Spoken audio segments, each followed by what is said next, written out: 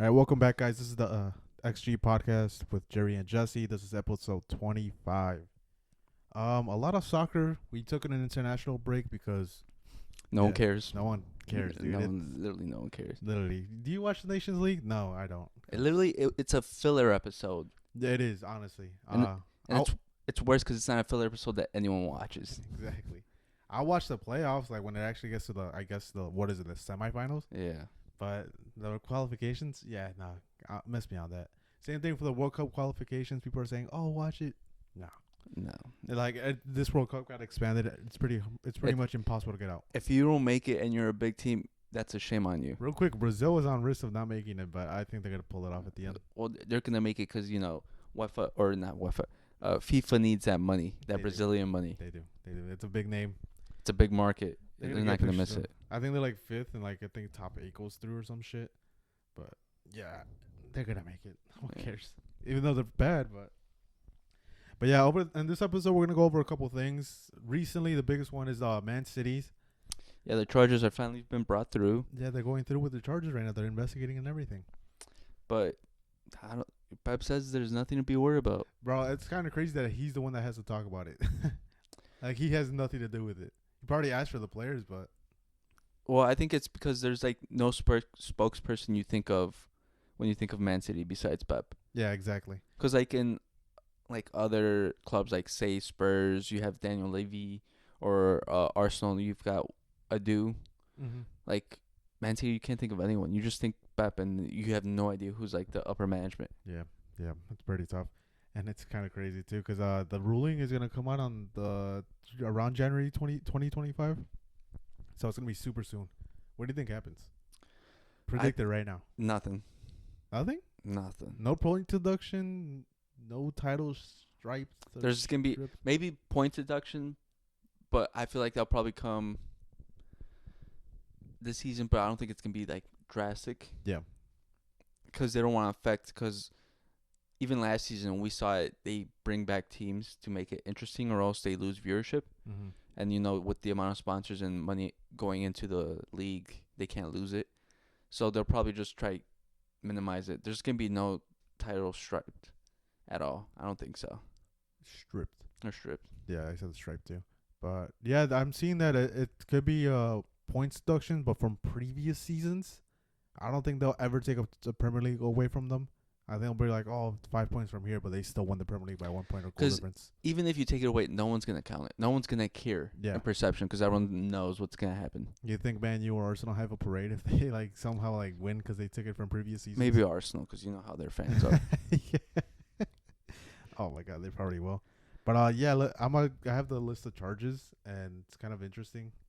Because even if you think about it, for the past couple seasons, it's only been, Arsenal past 2, and then the other ones were Liverpool that had the chance, and then the only ones before that were Man U. The one season was Solskjaer, and then all the way back to Mourinho when he was there when they finished second. So yeah. So Man City are accused of 54 times of failure to provide accurate financial information, 14 times failure to provide accurate details for player and manager payments, 5 times failure to comply with UEFA's rules, including financial fair play, 7 times breaching Premier League's PSR rules, 35 times failure to cooperate with Premier League investigations.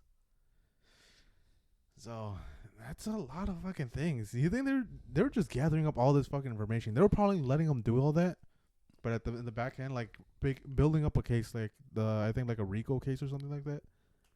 So I think they might strip a title or two. I think the harshest punishment is taking away City from the Premier League, I guess. But I don't think that's ever gonna happen. But they could not do that. No, the City's too much of a big team. They won't do it. You can't. I feel like in the current landscape of the Premier League, you can't drop any of the 6 big teams because it'll change the whole structure of the league. Yeah. And if you drop Man City to the championship, they're just going to be there for a year. Yeah. They'll literally just destroy the league, and they'll be like, it won't be fun. Yeah. So at that point, do you think they stay in the Champions League so they do get relegated or whatever, stripped from Premier League for the season? You think they maintain in Champions League, they get to stay? In the championship? No, in the Champions League. in the Champions League. Because this is Premier League charges. Premier League charges. Well, even if they do get dropped, I feel like if they might lose it because the spots are awarded to like the this where they finished, and if they technically get relegated, I guess they'll just bump everyone up, so they might not play Champions League. It'll be an interesting scenario. This is the only time Arsenal would ever try to win the Premier League. Well, this is the only way they can win the league because they'll always bottle it. Even then, whoever does win it, and because Premier League, Man City does get relegated, everyone's not going to consider it. I'm not going to consider it that they won. Dude, that's not even a Mickey Mouse trophy because it's worse than that. It's worse. Because it's not like you even won it beforehand. You finished second, and then because of all these other things, you're being handed to it. No.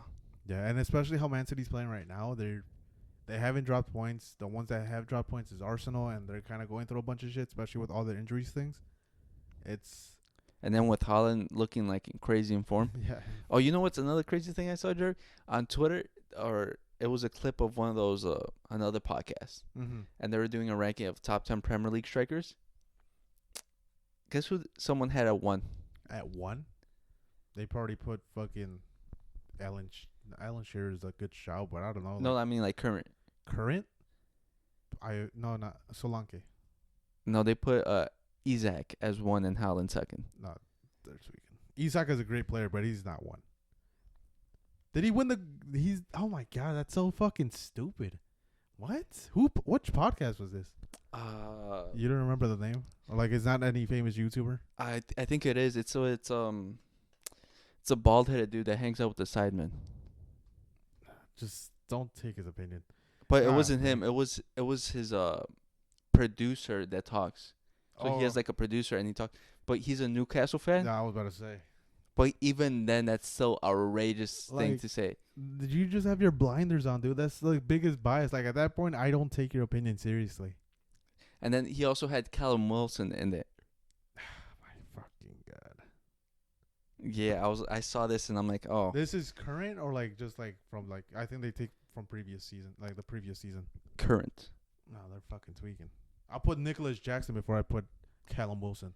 Yeah, I saw it and I'm like, oh, so this is an unserious podcast then. Yeah. Because I think, what's the YouTuber's name that does the free kicks? Matt HD.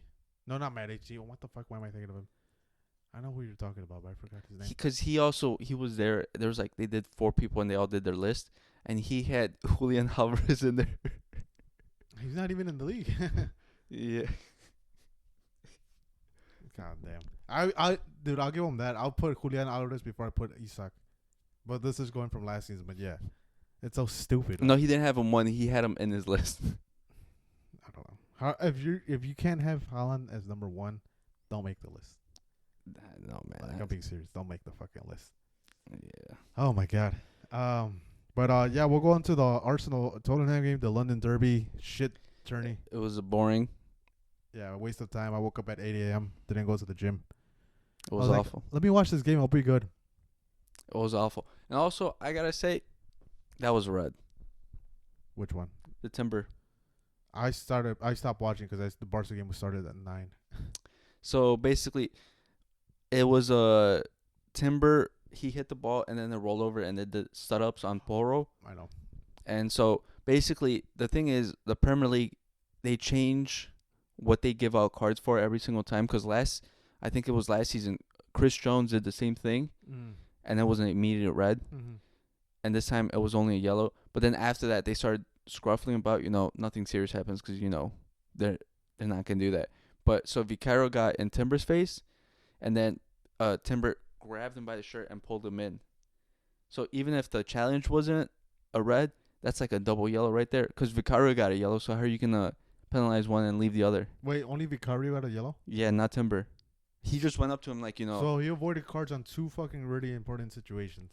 Yeah, he only got a yellow for the suds up tackle on Poro. Well, yeah, dude. They give him a red. They kick him out of the game. Then Man City gets more points. Arsenal probably drops points. Yeah. They got to keep it interesting. Like, they're not even hiding it anymore. No. And so, yeah, I don't know. That's just a stupid situation. And in those situations, too, I do take it with a grain of salt with like the ball and like the foot slips and hits him like in the shin or something, I think it is a yellow. As far as a red, it's a little harsh depending on how this guy comes in, but yeah, it all depends on the situation. But no, you should at least get carded. Yeah. Well, no, he got the yellow for the tackle, right? Mm. But then I think it's a red for it's a double yellow for the situation because first of all, if you run up to someone and then you start screaming, it's nothing or a yellow. Mm-hmm. But if Vicario gets a yellow for that, but then Timber grabbed his shirt and was already pulling him, you're already putting hands on the person. Yeah. That's another yellow. Yeah, and usually in a lot of those situations, it usually always is. Yeah, but they're like, oh shit, this guy's on the yellow. He's not getting anything.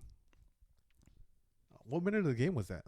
it was in the first half. It was still in the first half? I believe so, yeah. Jesus Christ, bro. Ah, they're not hiding it anymore. They're not. No, and then I feel bad for Spurs or Ange for the situation that he's in because like I think they're saying it's like one of the Spurs' worst starts, but it's like it's not his fault. It's not his fault. They're doing everything. The ball isn't going in. The ball because versus Leicester City they had like so many chances. Son was creating so many chances they couldn't finish. All these other like even Newcastle they had so many chances to score and yet they're coming out empty-handed. Yeah, and that's why you need an elite striker. I thought Solanke could be there, but I don't know. I find it hard for him to get involved in the play like towards the end, like do just the finish. Like I don't know. He looks kind of lost. Maybe it comes with like not doing a preseason with him. But yeah, it just sucks for Spurs. Yeah, I don't know because Solanke showed last season because even with Bournemouth he was like finishing tough like chances because you know with the lower sided team you don't get that many good chances. But now that it's like in a situation where he's getting like easier chances to say, he just can't finish them. Maybe he's overthinking them. Maybe there's some occasions where you do try too hard because it happened to Mbappe where you're like, fuck it, I got to score a goal. Like, they bought me for this much. They brought me in to do that. I haven't done that. I'm going to shoot whenever I can. And you start. That's when I say, like, you're trying too hard. Yeah. If that makes sense. But I know some people are like, oh, that's so fucking stupid. You're trying hard to score a goal. But no, there's some situation where you're just overthinking the situation. When you end up making a bad decision from that. And especially for like strikers who, growing up, they're just, because to become a striker at this level, you're proficient throughout your youth years like crazy. Because you have to stand out so much out of the crowd. So like scoring is like breathing for some of them. Yep. And then so like when they hit a drought at the professional level, it's like something new to them. So sometimes they like do try too hard to be able to like I used to do this so easily, and you just start thinking about like your body movement and things like that. You're like, oh, maybe you start switching things up, and then your confidence comes down, and then it becomes a bigger issue. Yeah. So I think Ange should probably sit him out the next game, so he could see how they're playing. I don't know, just get a grasp of it and like make him even hungrier for the goal, and then put him in after like that game or two. I don't know. Yeah, it also didn't help that he was injured for a bit. Or even that, like he didn't make the preseason. You know what? Just come off the bench. Like I'll put you on like in the second half, and maybe you'll find yourself better like that and start getting in the groove. Because I think the situation I probably compared it to was the Julian Alvarez. He finally got his goal this weekend, but before that, it was another situation where the ball didn't want to go in, and he kept looking and looking and looking. It wasn't going in. But I think it's also it's a tough situation for them because of the price tag. Yeah. Because they were the big name ticket, the big signing of the summer for them. They're like they kind of have to play every game because that's what happened with Julian. But like if you look at the flip side, Conor Gallagher, he sat out for like I don't know how many games, and then he started last game, and he scored on his debut. And he looked great in the game. Yeah, exactly. It took him a while to get adjusted, and they gave him the time. But I think that comes with because he wasn't the big signing, the big number one striker, star striker coming in. Yeah. And I don't know if Spurs can do that. Yeah, I don't. At this point, I don't even think they can because they already dropped so many points. Like, they need to start getting those points because I think they're like in the bottom half. I don't know how many points they have right now, but it's not looking good. Yeah. But yeah, another disappointment when it comes to fucking derbies.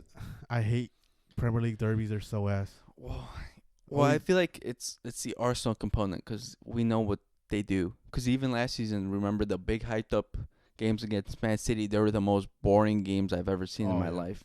And I wish I could get those minutes back. Me too. Spent 2 hours doing nothing. I was like, oh my god. And the only ones that were trying were Man City, and Arsenal was just sitting back. And everyone's saying tactical masterclass. I'm like, oh. Like a draw, bro, at home. Like that's what you're celebrating. Yeah, dude. I'm pissed. That's when you could overtake Man City and probably lessen. I don't know. That's just small club mentality, dude. To be honest, that's a small club mentality. Yeah. Yeah. Let's get out of the shit Premier League. Oh no. Well, I do want to mention Nottingham beat Liverpool 1-0 at Anfield. Anfield. Yeah. Callum Hudson-Odoi. Oh my god, that finish was incredible. I forgot what was the stat, but they haven't beaten Liverpool ever in that stadium. I think in a while. Well, not ever, but like in a while. Uh-huh. And it was just crazy. Yeah. Well, Nottingham Forest. When you look at the names of the players they have, you're like, it should be a good squad. But also, it's just like, because they were like a mini Chelsea at some point, because they were just buying players, spending a lot. Yeah, and they were just buying so many players that they had an abundance of squad. But I think they have the potential to like challenge mid-table or upper mid-table, because they have good players there. Because Callum Hudson-Odoi, he's finally showing his potential that he showed at Chelsea when he first came out. And then they also have Elanga from Man U. Yeah. And he's also tearing it up too on the other side. Yeah, they currently have 8 points and sitting in 7th place, so they're doing it fucking well. They also have Ward Prowse, and he's one of the better free kick and set piece specialists. So it's just incredible, especially since we're talking so much high praise about Liverpool. There we go, cursing it, and they fucking lose. I was telling Jared, dude, we gotta stop saying these things, because every single thing we say, the team just goes and proves us wrong. Like Real Madrid's a really good team, bro. They're gonna win the league. No, dude. It's out there. They start fucking winning. It works the opposite. I know, but yeah, dude, it's oh my god, we're just getting our mouths shut, bro. But yeah, good on Nottingham Forest. Chelsea, the game with the most like yellow cards. I think it broke the record. What was it, 16? Yeah, that match was not the fun match to watch. I'll say that. And Nkunku ends up scoring it. And yeah, 1, 2, 3, 4, 5, 6, 7, 8, 9, 10, 11, 12, 13, 14. 14 cards that I could count, but I could probably see the stat, and I don't know. I don't see it anywhere right now. But yellow cards, 8 and 6. Yep, 14 yellow cards. Jesus Christ. Premier League, dude, that's fun to watch. Best league in the world, apparently. Yeah, Man U is getting somewhat of a footing. They got to win it over Southampton. So, good on them. Is it, though? Because I feel like in my rankings, I feel like Southampton is the worst team or the second worst team. Mm-hmm. So, I feel like they had a bye week this week. You got to give them something, dude. You know? Nah. Yeah, of course, they're probably one of the worst teams in the league. But yeah, they had to pull it off somehow. But besides that, you did see that they lost in the Conference League qualification? I didn't see that, did they? Yeah, they lost to 2-1 to Servette. And was that the first leg? I believe so. Oh, no, they went through, but they almost lost it. Chelsea? Chelsea, yeah. They won an aggregate. Mm-hmm. They're pulling it close, bro. But yeah, that's the inconsistency that they do have. Oh, also about Chelsea, Thiago Silva is on as coach. He's coaching. He joined the coaching staff. That's a pretty good move, I guess. That's a good move, teach the center backs. Gary sent it to me. Yeah. And so I texted him, he's going to take over in December as head coach. Your new head coach. My God. And if he does, that'll be funny as fuck. And I don't doubt it. Yeah. Player coach, bro. He'll sub himself in. Probably still be the best center back there. Honestly, dude. Right now, Haaland's still the top goal scorer, and he's at 9. And some people don't have him as the best goal scorer in Premier League. Listen, man, dude. I'm telling you these. Second place is 3. Second place is 3. Where the fuck is he sock? I think he only has 1. He has 1. But yeah, I don't want to hear it. But moving on from the Premier League, Barcelona's 5 for 5. Yeah, they beat Girona. 4-1. Yep. If Girona away, people are gonna be like talking shit like, oh, it's Girona, it's a small club. No, we got scored on 8 times last season against them. Yes, Big move. it's a good move because it's a good team. I feel like they're rebuilding still. Yeah. Their team did get butchered and they're like restructuring them with the new players, but they're still a tough team away Yeah. to beat, and especially for one, it's a good result. Yeah, it's a good result. I'm very surprised. I was talking to my brother about it. I thought Barcelona was only gonna win 2-1. They proved me wrong. They could have even scored 2 more at least. Lewandowski, he fucked up that play where like they did nothing but one touches, got in front of the box. Lewandowski was trying to trip the goalie. I'm like, he already gave himself up. You have the first fucking post. Shoot the first post. But now even then, I can only be happy. Lamine Yamal didn't have the best game, as in like take-ons or anything like that. But his finishing is there, and it's pretty great. I'm excited. But Dani Olmo got injured, and he's out for like 4 weeks. Yeah. Yeah. Oh, it's kind of expected. He has a history with injuries. Oh, you know what? I just remember what I sent to you about the salary cap for the La Liga teams. Yeah. That shit's crazy. I'll put it up on the screen. I think I still have the picture. You said, because I saw it. Was it a link? Yeah, It was a link. it was on Twitter. Yeah, I saw it, and then you told me to like look at Sevilla, and I'm like, where the fuck are they? I thought they were like in the middle. They're all the way in the bottom. They're the last team 2.5 million. That's their salary cap. compared to 169. Jesus Christ. Sevilla's in a really bad situation Yeah, they have to get in Champions League or something. and with no players. They can expect no recruitment. Nope. Their whole team is basically now the players that they currently have and academy players. Yeah, it's fucking insane. Like, oh my god, they might pull off Bordeaux and have to relinquish their La Liga rights. Yeah, like status. Yeah, because it's getting really rough for them because it's been a couple years, and this is crazy because they just won the Europa League, like, what was it, 2 years ago? 3 years ago. That's insane. That's just a horrible management. Because the players they did bring in, they were pretty old, and in this league you can't do that. Because like keep in mind, 2.5 million their salary cap for this season. The next team is Espanyol, and they just got promoted. Yeah. Like, it's such an insane situation to go from 169 down to 2.5. Yeah. And then there's Barca number 2. Let's go. It went up from 270 to 426. And it's gonna go higher with the Nike deal. So we're finally gonna. What did I tell you? We're finally gonna sign Mo Salah, the 35-year-old, for like a $30 million salary. Yeah, and what did I say? What was it? I forgot something. That you guys like buying washed players.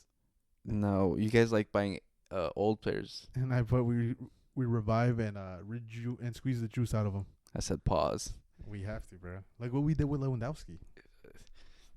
You Inigo guys, Martinez. that man. Okay, that's a horrible situation. No, he's doing better. After the first game, he's actually doing pretty His second season is better than his first. well. No, I mean right now because his first game was ass, bro. It was 9 against fucking. No, 10. but last year he was god up. That man was a scarecrow out there. Yeah, he was injured and yeah, it wasn't great. Yeah. But no, this season he's doing pretty well, starting center back. Yeah. But it just goes to show you, bro. You follow the rules, you don't get 115 charges on you. Well, you could say that about every Premier League team. Yeah. I'm still looking at Man U because when are those charges coming out? Yeah, didn't you send me something too about the Premier League? Yeah, there were. God, it was a while ago too. It was a while ago. Oh no, yeah. Man U reports net loss of 113 million pounds or whatever it is for 2023 to 2024. Yeah, And they bought more players. and they bought more I think they spent like 250. When are their charges coming up? But no, the Premier League, great. It's completely fair, dude. Yeah. And then on top of that, I don't know if you've seen, but Todd Bowley is also gonna get like they're forcing him to sell his shares, so he's Well, not a part of it. well, no, it's actually currently a civil war in Chelsea that's going on right now. Yeah. Because Todd Bowley and the other, can't remember the name, but I think it's called Clear Lake. Mm-hmm. They're at odds now. Because they both have different ways they want to manage the club. Yeah. But Todd Bowley has a little bit less than them. Mm-hmm. But apparently he has better connections with the Saudis. So he has more money. So they're both trying to buy each other out Oh my God. to take over complete control of the club. Because they don't want each other out now. Because it's apparently they were like best friends going in. But now they have clear differences in how they want to run Chelsea. And it's gotten so bad that they've both separated boxes, so they can't be on the same. Like presidential boxes. Yeah. Whenever they're Damn. watching the game, they're like completely separated. They don't say hi to each other or anything. Damn, that's fucking crazy. Yeah, because the other guy was the one who told Tuchel what formation to run Mm-hmm. and got them separated. But the other guy, he's the one that's like buying all these players and then loaning them out for a year and then selling them for like profit. He just wants to like make money off Chelsea, and he's like doing that situation. Todd Bowley's just buying players and trying, hopefully that makes Chelsea a better team. So they're like, I think from what I've seen, Chelsea fans prefer Todd Bowley because he actually at least wants Chelsea to become a decent team. Yeah, like he's trying to win, I guess, in a way. But the other one is just trying to flip players. Yeah, trying to make money off football. Well, who knew Todd Bowley would be the good guy in this situation? Now I wonder, like, if there was ever a situation where, like, Todd Bowley bought X player, but that's why, like, they bought so many goalies. Like, this other side of the group bought this player. It might just be the situation that the reason why the squad's so big is that they were both running without telling each other what was happening, and they were just buying players, not caring what's happening. Yeah. Sounds like a Chelsea thing. That's fucking crazy. That is, bro. Oh, my God. See, this is why, like, split ownership is kind of a bad thing, but I'm surprised it's only been this situation so far. I thought like maybe like you know how Liverpool is owned by the Boston Red Sox and like that group? FSG, yeah. So I'm surprised like a situation like that isn't happening because I think what is it in NBA, the Celtics are selling the majority share. Well, yeah, Celtics are because that one's owned by the family, Mhm. family, and they're selling it because they just don't want to spend money. Yeah. But the reason FSG is because FSG also owns the Red Sox and other things, but they've been cutting down on money, but they're trying to do it like better. They're just trying to make better investment instead of because when they initially joined the sports world, they were spending a ton of money and then just like hoping for the best, and they were actually getting pretty good results. But then they realized you can't run a team like this. You talking about the Celtics right now? No, the FSG. Okay. But they realized, oh, you need to be smarter with your money, and that's why Liverpool, before they would buy a couple players, but now if you notice, like every window they just buy one or two players. Which is a smart thing, to be honest. Yeah, and they're just trying to make the right buy instead of just buying players. Yeah. So, but the Celtics, yeah, the ownership realized, the family realized, oh, 300 mil. What was it? 300 mil. two $300 million players, Jaylen Brown, Jason Tatum. Only one of them's worth it. And then they have Derek White on $100-something million deal, Drew Holiday on $100-something million deal, Kristaps Porzingis on $100 million deal, and then they still have other players that are like on decent contracts. You can be in luxury tax, and it's like you either win a championship and then maybe break even. Yeah, that's what they said, that they barely broke even, but now that after they win the championship, they're like, oh shit, we're not really making any fucking money, even though we won. We still have this big ass wage bill. Let's just fucking sell. Because I think they're not selling the whole thing. They just want a minority stake now compared to a majority stake. They're selling a controlling stake of the Mm-hmm. of the Boston Celtics, and that's a situation that's been happening a lot. Because the Charlotte Hornets, Michael Jordan sold it. He just sold the majority share, but he's still a minority owner. Yeah. Which, yeah, fuck. Just a crazy situation. But going back into soccer, what's going on with Real Madrid, dude? They're only getting penalties. Well, I'll have you know, Barca has a record for the most penalties in the season. Mm-hmm. And Madrid, we're struggling. Looks like they're going to beat that. We might, honestly. But yet, honest opinions, do you think the second one was a penalty? The second one, Because I think the first one was clear. first one, the handball. Yeah, that's the handball. And the dude was arguing like, "Oh, it's a natural position. You could cover your face." I said, "Yeah, but not having that far out." No, the first one was a clear handball, and And yeah, especially now. and now, it was going on target too. That's what I told him. Like that made the situation even worse to like not call it a penalty. the second one on Vinny, I honestly, everyone loves offense, Yeah, and I feel like it's been leaning so much towards offense because the defender is so hard now to defend. yeah, I could see it going either way, both ways. I want to lean towards saying it's no penalty. yeah. But I could see how so many people go penalty on that. It's just, I want to say it's not a penalty, but I felt like the way it is now, people want goals. Yeah. So I feel like that's why rules lean towards penalty. This is the thing I told Edu. Like, okay, whatever, they call it a penalty because there obviously was contact. It was after the play, though. It looked like a very small contact, just a step, like nothing too malicious. But sure, you call it whatever. But now, the same situation happens in another game. You don't call it. Then people are going to say, whoa, if it was Madrid, you would call it. So it just provides that inconsistency when it comes to those calls. And it doesn't put the ref's spot in a easier situation. Yeah, I feel like, and that's the reason why so many people have problems with like the Premier League VAR, because it's just inconsistent. Yep. Everything's called differently by each different person, and I felt like La Liga at least has been somewhat better than them, but there is discrepancies in like Yeah. what's being called, and it changes from every referee to referee.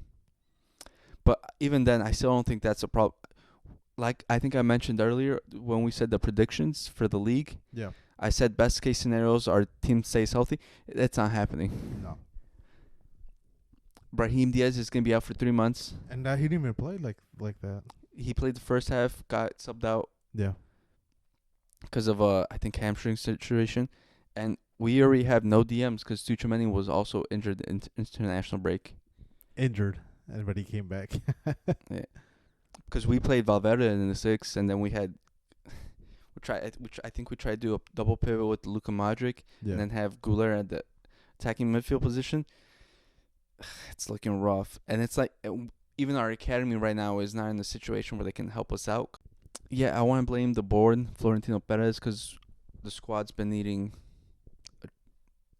new players brought in to bring in depth. Because if you look at the center back situation, we only have Rudiger and Militao because Alaba's out until December. Mhm. We have Vallejo there.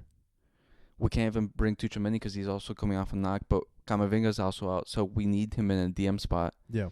We have no midfielders to cover for anyone now. Like it's a bad situation, and we spent all that money to bring in Mbappe in for help that we really didn't need in the forward line. I was gonna say, and he's not even producing that much to be helping, like justifying the price tag. But still, it's like, Well, it's crazy because back when back in my day. back in my day, when you signed what was quote unquote one of the best players in the world or the best player in the world, Yeah. they would actually produce. Mhm. This man's struggling crazy. And even Cristiano Ronaldo came out and criticized him, saying like, "Oh, this isn't like league. Like in La Liga, you have all eyes on you, and there's a different kind of pressure, especially being in Real Madrid." Yeah, and you have to produce, and it's not like he's even like facilitating or making runs or anything. Like he's still being kind of lazy because Yeah. we need people to track back and defend, and both him and Vinny are just staying up there watching. Yeah.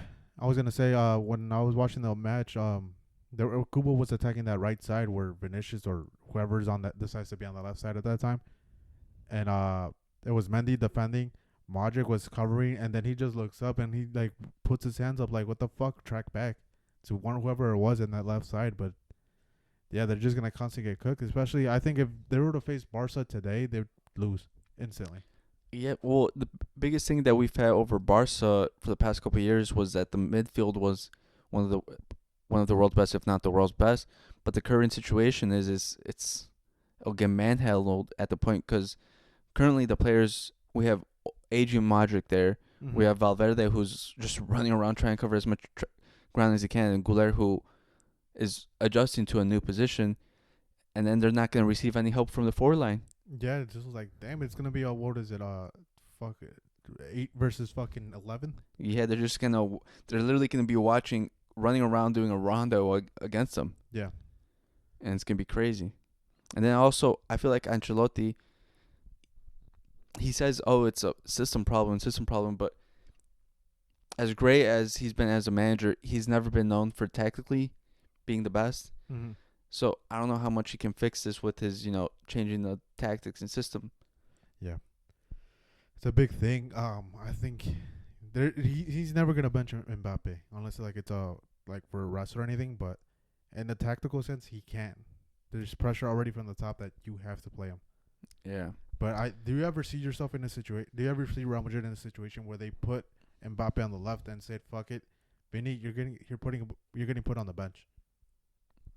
I, I don't think so, especially closer to like January when the Ballon d'Or is coming out. Mm-hmm. I feel because the hype and the press about because Vinny's probably gonna be on there. Yeah. They won't be able to do that, or Yeah. they're not gonna do it because they want press. But the biggest thing about the forward line that I think is there's not many different options because if Mhm. you look at all the players that we have for the forward line, they're all similar type players. Yeah. Like last year we had Dosulu who provided a different dimension because he would be a hold up play aerial threat. Now all the players are just speed dribble options. Yeah, they need the space. Yeah, there's no variety in any of their attacking things. Yeah, so yeah, it's a very it's a crazy situation because I can't even come up with like a solution. I think the only thing I could probably ever come up with is like playing a 4-4-2, putting Vinny as a left middle rather than a left wing, and Mbappe as a left striker, so they have that. But like even then, like you still see it. I'm pretty sure that's what Ancelotti is doing right now, but they're still like touching each other. They both want to occupy the exact same space, and the other's not giving the other space for them to do it. Yeah. Because if you'll see it, sometimes Mbappe will drift to the left wing, and then Vinny will just be there hovering, Yeah. dragging the defender with him close to it, so he could respond to anything. But it's like the same situation with either or. Yeah, and that's what I saw then in the game. Like Mbappe had the ball and he was running on the left side, and then Vinny decides to fucking run right behind him, but not even overlapping, just running right behind him. And Mbappe has no other choice because he can't go left because Vinny attracted another defender, so he has to attack directly. And even then, I think it was only Mbappe because there was nothing on the right side or like it's like close to him on the back. It was Mbappe versus like 3 or 4 defenders. Like you're fucked. Like Mbappe wasn't known to take on that many players in that limited amount of space. But I think the problem is that it's Mbappe himself because he keeps saying he's better through the middle, that he's a 9 and all these things, but the man doesn't show it. He keeps drifting to that left-hand side. Yeah. And I think there's a stat out there. I forgot what it was, but it's been a while since he scored a goal from open play. Yeah, well, he's coming off probably the worst patch of his career because the Euros he was non-existent. No. He's been awful to start the season because the only open goal I think was the Supercopa. Yeah. And then even towards the end of the season, he wasn't even showing up in Champions League because remember he had against Barca he had the penalty and things like that. But he wasn't even when they're the already best. winning 3-1. Yeah, he wasn't the best player. It was Barcola. Yeah, so it's like he hasn't been great. You guys got finesse. But luckily for Madrid, they're facing Stuttgart, which I think Stuttgart might put up a kind of a fight. But I still think they're gonna come up on top. But right now they're gonna face Espanyol, which is one of the teams that got just recently promoted, and then Alaves. I don't think they put up much of a threat because they're in those 2 games. Real Madrid just playing at home. But then you have the derby versus Atletico Madrid. I think that's gonna be probably the toughest one because like they have no breaks right now until that game. They're playing every 3 days pretty much. Because like they're playing tomorrow, then they play the 21st, then the 24th, which is 3 days, and then the 29th, which is 5 days. Luckily, but it's like they're gonna come in exhausted with already a thin squad. Yeah, and I feel like that's gonna be our do or break moment in the season. I mean, it's crazy to think that so early, but I feel if we lose against Atletico, it's gonna set us back behind both you and them, and it's gonna be a situation where like, all right, drastic changes are gonna have to happen to the squad, and Ancelotti's gonna have to be like, all right, even though your ego's gonna get hurt or whatever, we're gonna have to change drastically because it's showing that we gotta somehow try to catch up to them Yeah. in some way while the season's still salvageable somehow. And it's even crazy because that's not where it ends. And 3 days after, well, I think it's like October 2nd, they face Lille Yeah. away. And then after that, they face Villarreal at home. And then luckily there's an international break. And God forbid there's no international break injuries. Coming back from that, they have to face Celta Vigo at home, which I just said is one of the most important teams right now. But I feel like that's a situation currently for all teams. Yeah. There's too many games going on. Every game, 3 days. Teams aren't as easy as before where you could just walk over them. Mm-hmm. Everyone's going to make it difficult for you. Yeah. Especially lower teams because they know that big teams are coming off busier schedules and they're probably can be tired. So they're like, we can take something from them. You want me to continue? Because after that game, it's Dortmund. Yeah. Then Barca. Yeah. Then Valencia. Granted, they're in last place. You wanted to mention them that they have yet to record a point. No, they have 1 point. They have 1 point. Out of 5 games. And you don't want to be the team that gives them the first 3 points. Because then after that, they have to face Milan. So that's why I don't like this new Champions League format because there's way too many games. Well, it's crazy because they just literally copied the Super League that was proposed and then pawned it off as their new idea. Yep. Luckily, Barca has a similar schedule where they're playing like a lot of like 3 games, like 3-day rest, and then they play again. They go Monaco on Thursday, then Villarreal, then Getafe, which is a pretty easier schedule because we're playing at home. And then Osasuna, Young Boys, Deportivo Alaves, Sevilla. Bayern Munich is a tough one because right after we're facing Real Madrid. So it's not fun. But you know how everyone says, like, once you come to a Clásico, everything, form goes out the window. Yeah. Everything changes, so. And they're not. I don't think any of the teams are going to conserve energy. Like, oh, we have a game in like 3 days. Well, because you can't now, because you drop points and you're like immediately fall back so much. Especially with the Bayern Munich game, I'm like, they'll probably relax. It's like, no, they're gonna try to go and beat Bayern Munich because they have such a bad record against Bayern Munich. And plus, with the current Champions League format, you want to finish on top of the group or whatever they want to call it. Because if you don't, to qualify for the next round, you have to play like two or 4 extra games. An elimination game, so it's 2 more games. Yeah, so it's like you don't want to play more games. You're already playing so many games this year. Yeah, I'm surprised they made a top 8. They should have made it like top 10 and like the other ones like do that. But like top 8 is very intense because everyone's gonna have to go out. You can't take no rest. It's gonna be crazy. Well, it's gonna be so tough throughout the whole. I want to say until like February. I probably even argue even more, dude. Because then are you really gonna? I don't know, man. Because now you're gonna have to like do like what the NBA does, and then there's scheduled losses. Like you're willing to accept losing this game to come prepared for the next game and have like your best 11 rested. Well, I say it's gonna be like that because you gotta think about it. There's still gonna be Copa del Rey coming up where you're gonna start playing. Then Supercopa de España during that time too, where it's gonna be such a condensed schedule. You're literally gonna be flying around crazy because remember we gotta fly to Saudi for that cup too. Yeah, and then on top of that, they want to put it into the U.S. like eventually in the Clásico. So it's like I don't think it's viable at this point. So that's why I'm saying towards the end of the season, depending on what they're still in, it's probably gonna be a thinner schedule. Hopefully. Mm-hmm. But also, you kind of don't want to hope for that because that means you're out of the cups. Yeah. And then even then, when everything's over, guess what's still left? Club World Cup, which is extended, which is going to be. In a way, I was so happy Barca didn't qualify for that because, oh my God, that's more games. And I'm like, obviously we need the money, but like you're going to have no players after that. Because after that, it's, international break for a bit because I don't think there's any major tournaments. But then you have preseason like 2 weeks after. And you have to do this whole thing all over again. They're like, yeah, you get extra money, but your players are probably going to get injured.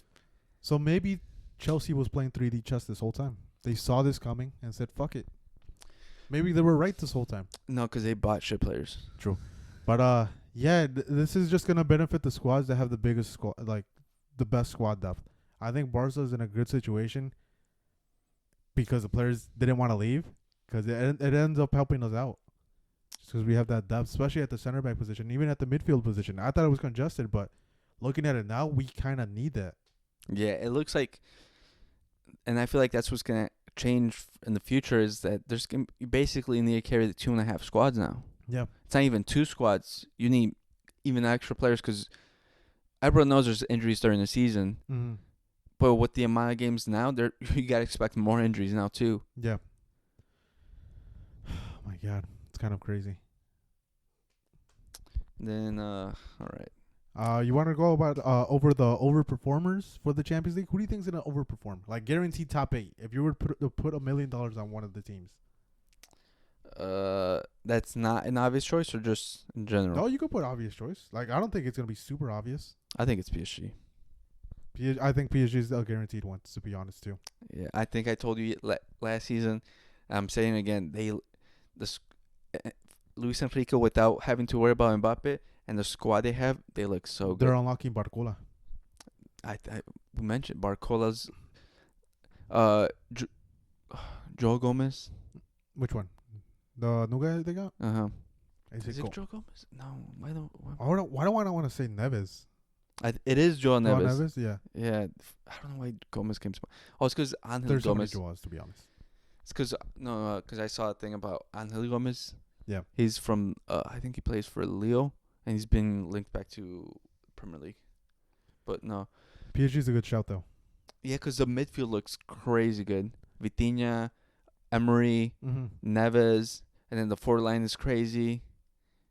They look good. It's a good squad. I think it's definitely because the league art is not as competitive as everyone thinks it is. Because there can be so much fresher than everyone else.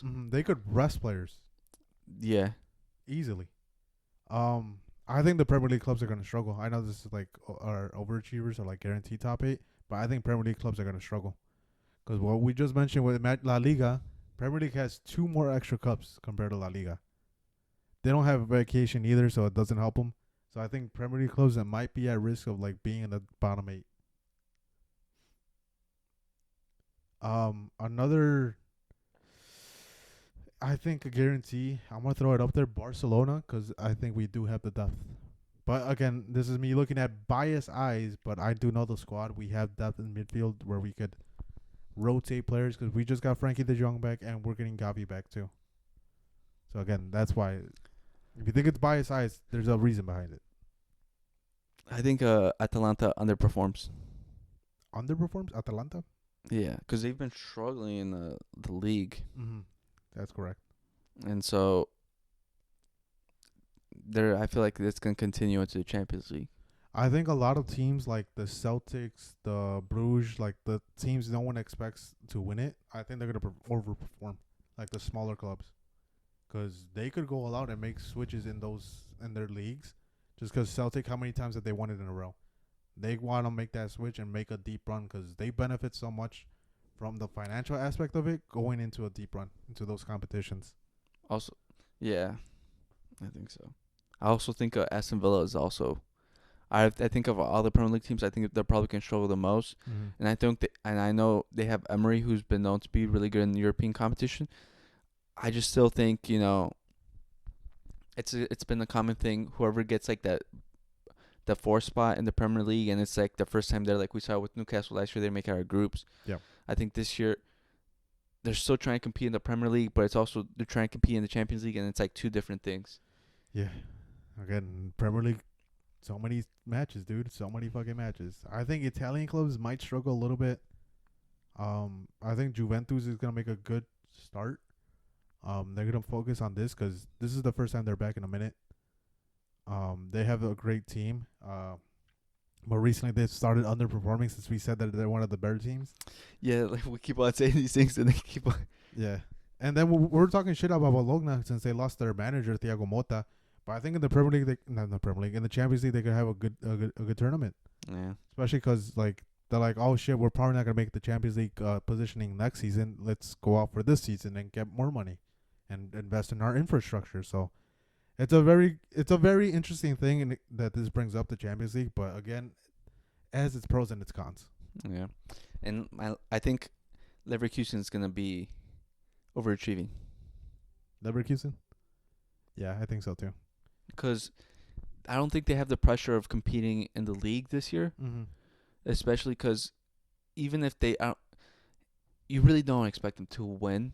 At least I don't, Yeah. because last year everything coincided for them to have that run. Mm-hmm. Because it was also like one of the worst Bayern Munich teams we've seen in like I don't know how long. Yeah. Dortmund also did not look good in the league. So I feel like everything coincided for them to be able to win it. And I feel like if you expect them to win it again this year, I think that's kind of crazy. It's a huge overachievement if they do, but I think I predicted them winning. But I don't know. Well, I think I said that too, but Yeah. that was just me wanting Xabi Alonso. Yeah. But I feel like in the Champions League, I feel like it's really going to show the talent on the team. Yeah, I think that's what the young players will get up a lot of experience from those kinds of games. I think they kind of got figured out a little bit. I think they'll have a good tournament, but we'll see. I don't think it's guaranteed top 8. I think it's probably like they're gonna battle it out in the elimination game.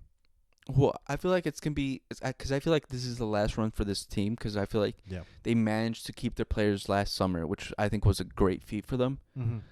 But I feel like it's going to be so much harder for them to keep them another summer. Yeah, it is because we all thought Frank Pong was leaving. We all thought Words was probably to make a move. Grimaldo too, but this, like you said, it might be the last season together, so they might have a last hurrah, like you said. Yeah. I think a guaranteed top 8 is Atletico Madrid, another team with like squad depth. Yeah. And then especially if they get Julian Alvarez, Orloth even scoring, they have so many rotational things that they could do. So it's an interesting squad, and I think Simeone is going to be probably the best manager to handle all that. Plus, I think we mentioned they had a tough start, but recently they started to understand how the system works, the new signings. So I feel like they're going to ramp up to it. Mm-hmm. And I feel like by the time we get to see them in the Champions League, they're going to be like in second gear already. Yeah. And so we're probably going to see them playing better than they've ever have or this season at least. Especially at the Metropolitano, like we both know how that stadium is, and especially when they have that home advantage, it's really tough to beat them there. Yeah, and it's tough because in the Champions League night, when you travel and you have to deal with the stands and everything, and then you just see Atletico Madrid and you know how they're gonna play, and then you know their players don't stop running, and then they have the subs that won't stop running either. It's mentally draining and it's hard to break them down. Yeah. But so far that's what I got. Yeah. Any closing comments? Any topic that we didn't talk about? We skipped Serie A. I haven't been really watching it, to be honest. Well, everything we've said has been turned wrong. Yeah. We said Napoli was struggling. Now they're like second place in the league. Mm-hmm. With the events, I think you said it before with the podcast, that they're in first in the league. First in the league. I don't know, man. Yeah. It's a really unpredictable season. I feel like everything we say now it just changes instantly as soon as we say it. Napoli's winning the league. They got relegated. Fuck.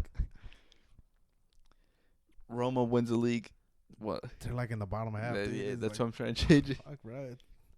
Como, dude, we said they were going to do it, but they're fucking relegated. Proving us wrong, dude. Like, they're doing this in spite of this. They're the only viewers we get. They're the ones watching it. I know, dude. They're doing it to make us look bad. Yeah, they're probably cooking the books. But no, that's all I got. Fantasy football's back. We've been focusing on a lot of American let's football. not talk about fantasy football, guys. Jesse's 0-2 right now, and he might have to do a league punishment. All right, guys. Let's pray for me. Let's all hope everyone's players get hurt except mine. It's already been a lot of injuries, and it kind of sucks. But all right, guys. Oh, also pray for Caleb Williams because man, that O-line is it's atrocious. They're doing my boy wrong. They are. All right, guys. Thanks for watching. Peace. Peace.